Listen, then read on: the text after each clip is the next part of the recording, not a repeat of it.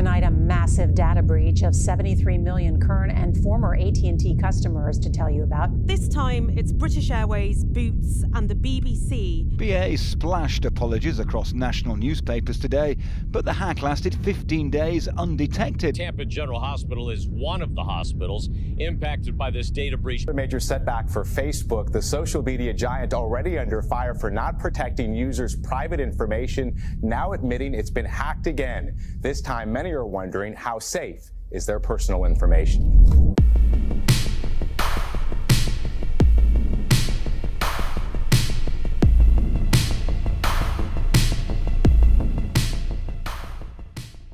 Today, we are all connected by technology.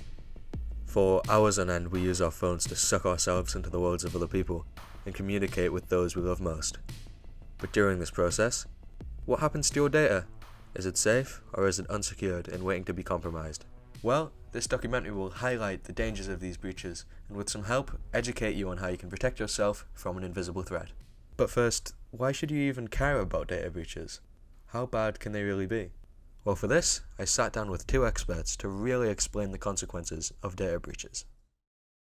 Yeah, sure. So I am Thomas. I work as an e-learning technologist for the college, but I have a bit of dabble with IT as well. My name's Martin. I'm the service desk manager at Gateshead College. So for an individual, it can be quite upsetting for them. It can be quite distressing because it can lead to things like identity theft. People then using that information to then potentially put pressure on them, get information out of them, get money out of them. It can also just lead to a loss of trust between the person and the party they've lost their data from. And for a company, it's the same sort of thing. It's that trust. People should have trust that a company is using their data responsibly and securely. And if their data is being breached, then that trust is probably gone. There's also typically financial penalties for a company, so the ICO can get involved and then issue fines or potentially even more serious criminal punishment if the data breach is as severe. The Information Commissioner's Office is the sort of head of data protection in the UK. You can get up to a £17.5 million fine for data breaches, or I think it's a 4% global fine based on 4% of your global turnover, whichever's the biggest. So the fines aren't to be sniffed at, like they're pretty big. Okay, so now that we know how damaging these breaches are, it begs the question, how do they even happen in the first place? And should we even be trusting these companies with that information? Well, the most common thing that we see is email issues, people opening attachments up, clicking links in emails. That's the biggest danger, really, the most common way of people getting into your systems.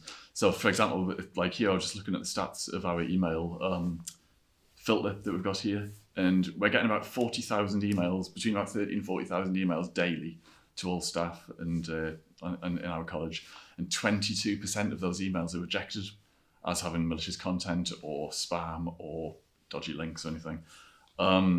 There's about 2,000 of those emails have got links in them. We've got link protection in place to stop people from being able to click through to dodgy websites. But generally the weakest point is always people. It's make sure that people are trained, make sure that people are aware of what to look for in dodgy emails and stuff. People want the convenience of being able to think, oh, I've saved this document on this computer and I can go to work and I can get this document, the same stuff. I can get access to my stuff from anywhere. So you've got the convenience of that and how seamlessly it all seems to work. But then you have got the danger of knowing, basically when you're putting stuff in the cloud, you're putting stuff on someone else's computer. Do you trust that person to look after your stuff? Would you share stuff with a stranger? I think it can be easy to then stop trusting companies, but I think a lot of the times when you have a data breach in a company, it's usually like a drop in the ocean. It's sort of like if a plane crashes, there's still hundreds of thousands of planes going around and they're not crashing. So it can be quite easy to think, well, this company's breached data, I never trust companies again. It's more so you've got to think about your own steps you take with your data and make sure that you're doing well. And then also trusting only companies that are trustworthy enough to have your data. Now, it's easy to avoid a company that is known for having data breaches, but what about when it's unavoidable? What if it's healthcare? I think they're probably a more lucrative target. I think medical records are probably a criminal's #1 go-to because that opens up the doors for so many different things. It's identity theft. If you've got person's medical records, you can easily impersonate a person. And a lot of the times, especially in the UK, the NHS is so underfunded that their IT posture isn't as good as anywhere else. So they're also sometimes, there was a scandal a few years ago where, because they're using Windows XP, that ransomware exploit. And, they've learned from it, but the pros are still the #1 target that people go after. This sounds like a pretty threatening situation to be in as a healthcare professional. If one of your main priorities is to look after patients, you wouldn't really think about cybersecurity all that much. So what does a GP think about all this?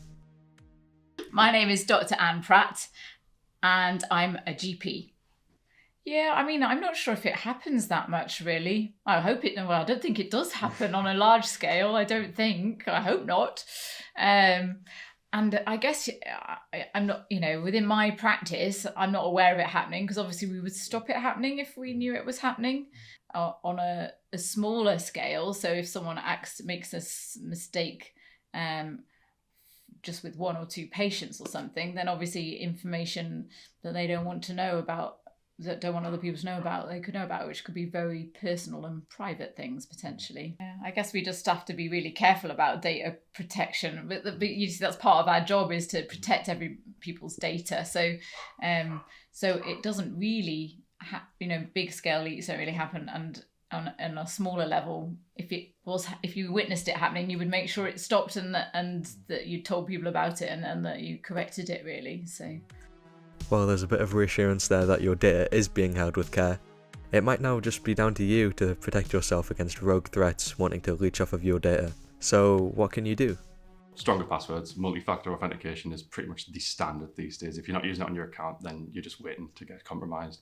There's also a lot of different methods in IT these days where we're not even using passwords anymore. We're using like fingerprints, we're using biometrics to log in. Just better security. I personally use a rule for my password. So rather than thinking I've got a certain password that I use, I set a rule for myself. So every password that I generate is different, but I know what it's going to be before I set a new password on the website. So I'll always use a certain, like the year I was born, or I'm not going to tell you what my rule is, obviously, but say start every password with the year you're born, change every character that's a vowel with a certain letter, with a certain number that you've got a sort of knowledge of. Use the website name in some part of the password, but change the letters so that just set yourself rules so you can always set a new password for every site that you join, but ensuring that password is different for every site. Now, coming to a close, you understand that the threat of data breaches is very real, but hopefully armed with a new understanding of how you can protect yourself, you can finally be safe from an underestimated threat. Data breaches.